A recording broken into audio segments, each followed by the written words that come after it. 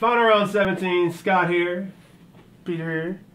You guys know him by another name, which is... wait a minute, before you get into that name, how did you get that name? And was there a name before that name? Nah. So, when I was coming up, people just called me Peter. Right. At the arcade. And, I found out about Shoryuken, right? Okay. And on Shoryuken, people had all these names. People were calling themselves Chaotic Blue or Saiyan or, right. Or people like Alex Vaya were calling themselves Cali Power, right? Right. So I was like, all right, these names are original. Okay. I need to come up with something original as well. Right. I don't want to be, Ryu 35 or something. Yeah. I was whack. Yeah. So I thought about it and I said, what is it that I like about fighting games? I like combos. Okay. I like seeing that number counter go up. When I see that, I want to max out. Yeah, I get excited. Right. And you think about it like a drug addict, right? Like a crack fiend. Okay, all right. What does he need? He needs that hit. He needs crack, right? He needs, that's what excites him. And that the combo is your drug, basically. That is it. So I said, man, I am a combo fiend. And it just stuck. And I created that name. But like a lot of people put it as one word. Right. It's actually two words. I'm a combo fiend. So there's a lot of people didn't know that. So yeah. So I mean, do you ever want to space it out now, or do you just got to keep it together just because that's how it is? Well, people just put it like that. But if you look at my account, I'm sure you can. When it was created back in the Dark Ages, it's spaced out. And yeah. All right. So everybody has a story. So how did you start playing video games? Well, I started with Mario, right. all that fun stuff, the home systems. Right. Got with that. But for me, it really kicked off when, I was walking home from school and I was passing by this bowling alley, right. And I saw a crowd of dudes around a machine, dudes just going nuts, and I see just maybe 15 guys, they're all maybe teenagers to older, and they're just going crazy, and I'm like, what are these guys going crazy about? What's going on? And bobbing and weaving through them, Yeah. And I look on the screen and I see Chun-Li throwing Ryu, right. And I was like, what is this? Oh my god! And I lost it. So that's when you started fiending. And that's when I was like, what is this game? I didn't even, right. I didn't even look up and see Street Fighter 2. I didn't see any of that. I just saw this orange girl throwing this dude, and I was like, what's going on? What is that? And luckily for me, that got put in every 7-Eleven, donut shop, you didn't have to go far. Dry cleaner, everyone and their mom had a Street Fighter 2 cabinet in right. their establishment, and I got to finally see what it was, and I got to play in private by myself at this local video store, and that's when I really got to play. It was like, all right, I like what I'm seeing here, and that's what started it all. All right, so then you jump into the scene in Cali, and then while you were playing back in the day, what was your training ground, hardcore? When you came into your own, developed your own style. When did that happen? Where was that? So in the heart of Los Angeles, there is this arcade. It doesn't exist anymore, but it was called College Arcade. Okay. And it was across the street from Los Angeles City College. All right. And that's where all the big boys were. I mean, there was arcade next door to it. There's two arcades next door to each other. All right. And the other one was called Family Arcade, but. Right. They had the name Family Arcade, so all the families went there. Okay. But then all the college dudes and all the hardcore fighting game specialists within LA, they all went to this one arcade. And it was either this arcade or this bowling alley, which was about, a mile and a half away, right. Called Chateau. So people would play either at one or the other, and that's where people would go to prove themselves. And, luckily for me, it was on the walk home, so I'd start at one, and on the way home, I'd stop by the other. And I would just watch these guys play. Sometimes I didn't even play because I didn't know what they were doing. So I just sat there and would watch. And I was like, what is that fireball move? What is the command? How are they doing that? Because I was just a masher when I was playing. Right. But I was just seeing them play with so much control. Right. And I thought, damn, how can I do that? And I'd see what they do and then try to mimic it at my local video store. Right. And once I got an idea of how to control these moves, the sonic boom, the fireball, all that good stuff, I went back and I was able to play those guys and do all right. But it wasn't until Championship Edition came out, and that first day it came out and you got to play a Saget. Right. I went there and played a Saget and beat the crap out of everybody. I mean, there was a hierarchy at the arcade though. There was the front machine, and then there was a row of them, and then it went all the way to the exit, right? And the exit was for the scrubs. So I had, you know, so like... You lose, that's your closest way out. Just go ahead and leave after that. No, so, like, pretty much...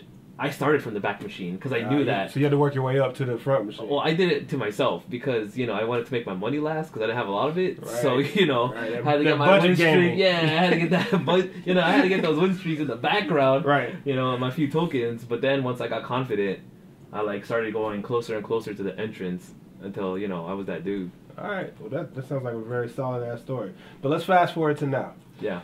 All right. So now you are, well, what exactly is your position at Capcom?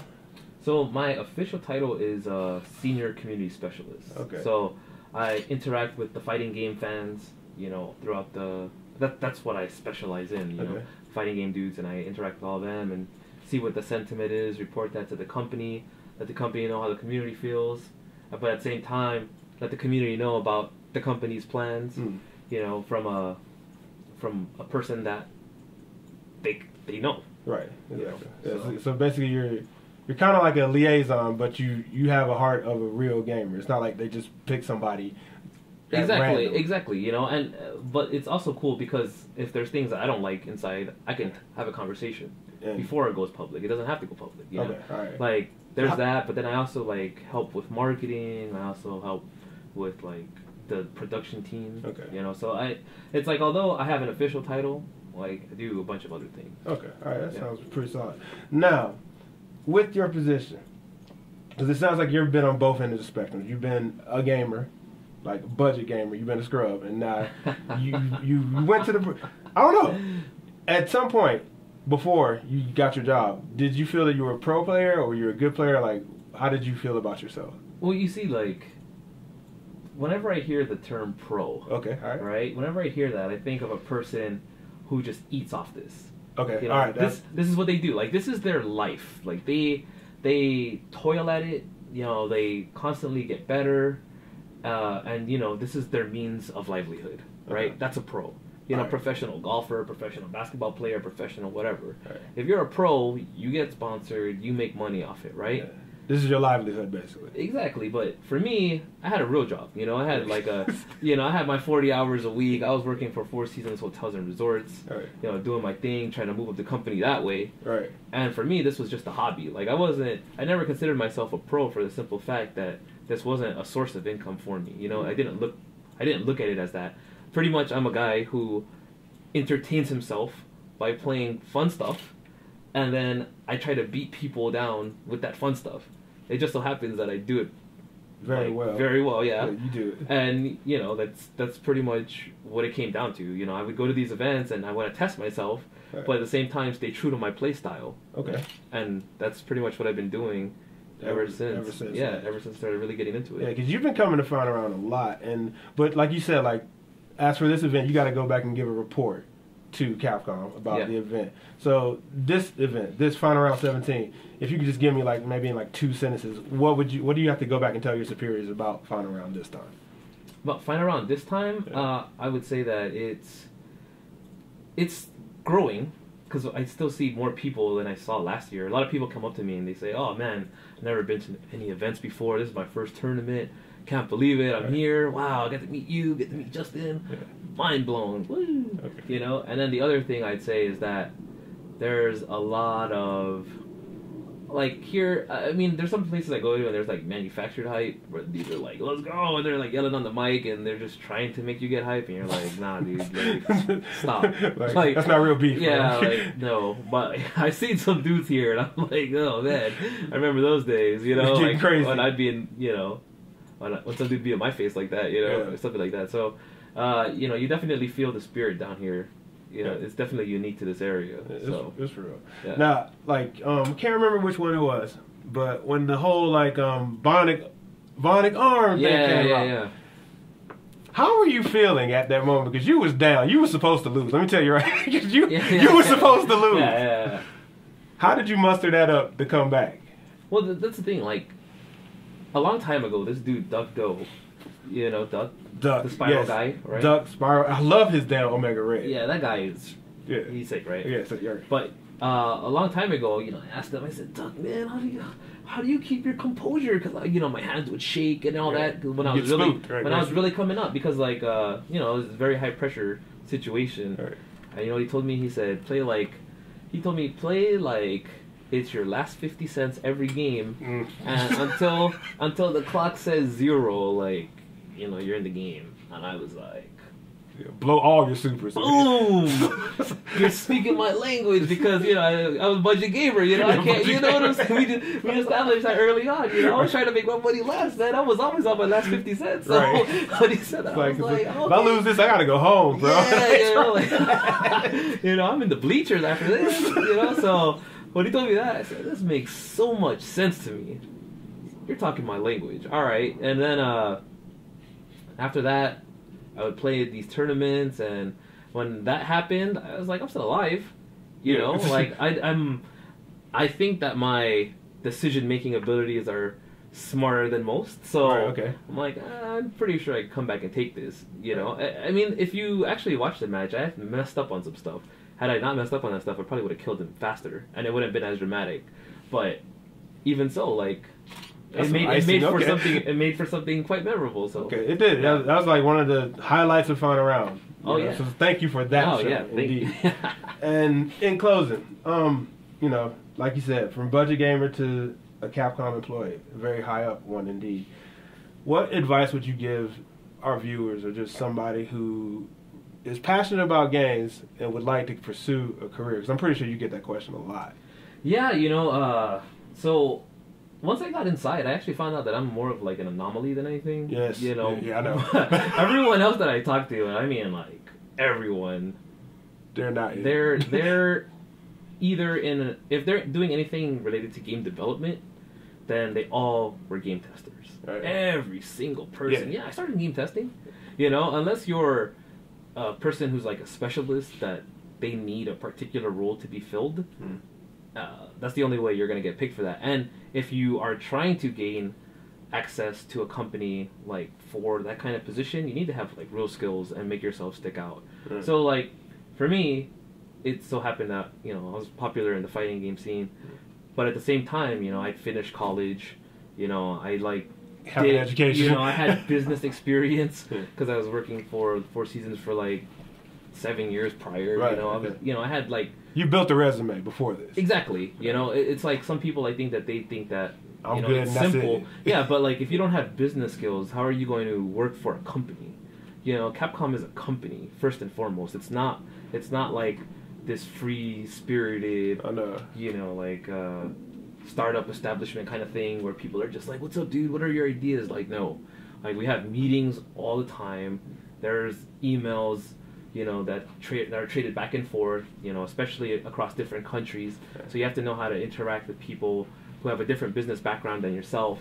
I mean, there's a lot going on there, you know. So I really think that those people who want to pursue something game design related or just production wise, you have to go QA. Like, it's a must, because you need to know how games function, how to spot what's wrong, and then, you know, go from there. Otherwise, if it's the other ones, just make sure you have the proper experience before you apply. Otherwise, you're just going to get shot down. Okay, well, you know, there you go. That's raw damage, man. So you guys take note of that. Now, finally, thank you for bringing Ultra over to Final Round. And I know you've been playing a lot, and if you could, I'm not asking you about a new character. I just want to know, who are you going to play? Who am I going to, like, main? Yeah, who are you going to main? Oh, man, I don't know. So, like, you know me, I like to play those characters that are, like, you used to play Guy. I used to like your Guy. Yeah, I play Guy, Abel, Oni. You know, I play, like, whatever floats my boat at the time, right? So right now, like, the character that I find extremely entertaining is Gen. Okay. But I also play, like, DJ. I think DJ is, like, pretty nasty in the new one, so I might mess with him more just because he's annoying. I think he's, like, he's controlling... he's like Guile, but like more hood, you know. Yeah. So I gotta do it, you know. I saw you on stream playing against Vi with Hugo. Dude, I love Hugo so much. I think he's super fun, but I honestly don't like playing characters that everybody plays. Okay. Just because like everybody plays them. Yeah, I mean, like, there's nothing that I'm gonna find out. Well, actually, there's probably some stuff I'll find out that no one else will find out. Right. But at the end of the day, it's like I just like playing whatever I want to play, and if everybody's playing it, then it doesn't entertain me. Okay. Right? Because if everybody's playing it, then it must be like easy to win with, right? Or something like that. That's it's the easy way out. Yeah, that's generally how it falls. And then if I play a character no one else plays, it's either I'm ahead of the curve or the character sucks. So that's how I pretty much approach stuff, and I try to make characters who are underutilized entertaining. Bring them to the light. Exactly. Like that's just like my goal when I play games. I think that's like super fun, right? So yeah, I'd probably be like DJ. I think a lot of people play Yugo. Like I think he's like really good.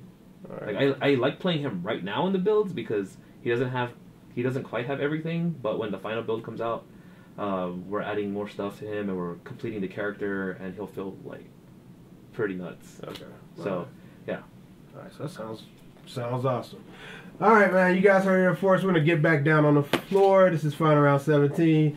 Combo Fiend. Space in between these things. People keep putting it together. You're making them mad. You gonna come over there and Fiend on you. I'm just saying, when you meet a Fiend, you know, who's addicted to some type of thing, is it all one word?